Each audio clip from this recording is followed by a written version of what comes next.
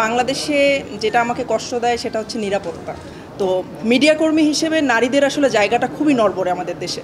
নারীদের কাজ করার ক্ষেত্রে অনেক বাধা বিপত্তি এবং নারীদের কাজগুলোকে অনেক বেশি নেগেটিভলি রিপ্রেজেন্ট করা হয়। বাংলাদেশে একটা ধারণা আছে সুন্দরী প্রতিযোগিতা মানে শুধু মডেলিং করা। আসলে আমি হারিয়ে যাইনি। আমার মনে হয়েছে যে আমার ইভেন্ট থেকে একটু ব্রেক নেওয়া দরকার, কারণ আমার বাচ্চারা বড় হচ্ছে, আমার বড় ছেলের সামনে ও লেভেলস এক্সাম। তো আমার মনে হয়েছে যে না, এখন একটু আমার ফ্যামিলিকে সময় দেওয়া উচিত। এই জন্য কিছুদিনের জন্য হয়তো আমি এই কাজটাকে বন্ধ রেখেছি। ইনশাল্লাহ যদি কাজের আরও সুযোগ হয় আমি আবার আসবো, আবার কাজ করব। এখন আমি ব্যস্ত আমার পরিবার নিয়ে, এই হচ্ছে কথা। আপনারা জানেন যে বর্তমানে আমি দেশে থাকছি না, আমার হাজব্যান্ডের চাকরির সুবাদে আমাকে দেশের বাইরে থাকতে হচ্ছে। সো এখন পরিবার নিয়েই ব্যস্ত। বাংলাদেশে একটা ধারণা আছে সুন্দরী প্রতিযোগিতা মানে শুধু মডেলিং করা, কিন্তু বিশ্বের দরবারে যখন আপনারা একটু চোখ বুলাবেন দেখবেন যে সুন্দরী প্রতিযোগিতা মানে হচ্ছে সমাজের জন্য, এবং যে সুন্দরী প্রতিযোগিতায় উইনার হবে দেশের জন্য কিছু করবে এবং কোনো না কোনো সেক্টর নিয়ে তারা কাজ করে। মানে সোসাইটিকে কীভাবে বিল্ড আপ করা যায়, কীভাবে আরও উন্নত করা যায়, এই সুন্দরীরা এই জন্য কাজ করে। সুন্দর মানে এখানে বলা হয় আসলে বাহ্যিক সৌন্দর্যের চেয়ে ইনার যে কোয়ালিটি, এগুলোকেই ফোকাস করা হয় বাইরের দেশগুলোতে। তো বাংলাদেশে আসলে এটা একটা ভুল ধারণা রয়েছে।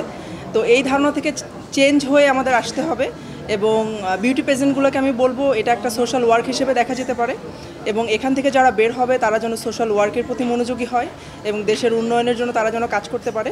সেই জন্যই আসলে আমি এই প্রতিযোগিতাগুলোর অনেক আয়োজন করেছি, এবং পৃথিবীর সেরা 2টা সুন্দরী প্রতিযোগিতার আমি ন্যাশনাল ডিরেক্টর ছিলাম, এবং দুটোতেই দেখেছি যে একটাতে হচ্ছে শান্তি নিয়ে কাজ করে, যে উইনার হয় শান্তি নিয়ে কাজ করে, আরেকটা হচ্ছে মানে পরিবেশ নিয়ে কাজ করে, মানে পরিবেশ যেন নষ্ট না হয়, রিইউজ, রিডিউস এবং রিসাইকেল, মানে RRR, এটা নিয়ে কাজ করে।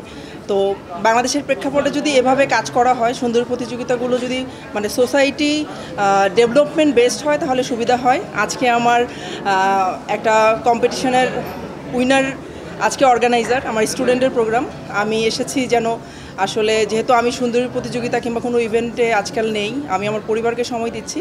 তো আমি না থাকলেও তো এই জায়গাটাতে আরেকজন কাজ করবে, সেজন্য এনকারেজড হয়, সেজন্য কাজ করে, এবং এখান থেকে যত প্রতিযোগিনী আছেন তারা যেন পরবর্তীতে সমাজ এবং দেশের জন্য ভালো কাজ করতে পারেন, এটার জন্যই শুভকামনা করি। সবচেয়ে বড় ব্যাপার, আমাদের দেশ আসলে পিছিয়ে নেই, নারীরা তো আরও পিছিয়ে নেই, কারণ নারীরা অনেক ভালো কাজ করছে আমাদের দেশে। নারীদের জন্য বলার কি আছে, আপনারা দেশের অনেক বড় একটা অংশ, আপনাদেরকে বাদ দিয়ে দেশ নয়। সো আপনারা যদি ভালো মতো কাজ করেন বাংলাদেশ আরও এগিয়ে যাবে। সেই সাথে নারীদেরকে অবশ্যই পুরুষদেরও সাপোর্ট করতে হবে, এবং হচ্ছে আমি যেহেতু মিডিয়ার একজন মানুষ, আপনাদেরই একজন মানুষ, আমি নারীদের কাজ করার ক্ষেত্রে অনেক বাধা বিপত্তি এবং নারীদের কাজগুলোকে অনেক বেশি নেগেটিভলি রিপ্রেজেন্ট করা হয়। এটা করবেন না। মানে কোনো নারীকে নিয়ে যদি নেগেটিভলি রিপ্রেজেন্ট করেন, তার আগে চিন্তা করবেন আপনার মায়ের কথা, আপনার বোনের কথা। তাদেরকে নিয়ে যদি এ ধরনের নেগেটিভলি রিপ্রেজেন্টেশন হয় তাদের কেমন লাগতো। তো মিডিয়া কর্মী হিসেবে নারীদের আসলে জায়গাটা খুবই নড়বড়ে আমাদের দেশে। সেক্ষেত্রে আমি মনে করব যে এই জায়গাটাকে আরও সম্মানিত করে নারীদেরকে এগিয়ে যাওয়ার জন্য সুযোগ করে দেওয়া উচিত। বাংলাদেশে যেটা আমাকে কষ্ট দেয় সেটা হচ্ছে নিরাপত্তা। এখন আপনারা সবাই জানেন যে আমাদের মানে নিরাপত্তার একটা সমস্যা আছে নারীদের বিভিন্ন জায়গায়। অনেক ক্ষেত্রে দেখা গেছে যে যে ধরনের ঘটনাগুলো ঘটছে না সেগুলোকে অতিরঞ্জিত করে রিপ্রেজেন্ট করা হচ্ছে। এগুলো না হোক। যেখানে নিরাপত্তার সমস্যা আছে সেখানে আমাদের প্রশাসন আছে, তাদের সাহায্য নিয়ে কীভাবে এগুলো সমাধান করা যায়, আর কোনো কিছুকে অতিরঞ্জিত না করে, আর নারীদের বিষয়গুলোকে অতিরঞ্জিত না করে সম্মানের চোখে দেখে কিভাবে শিথিলভাবে যেন জিনিসগুলো দেখা হয়, এটাই আমার আসলে প্রত্যাশা।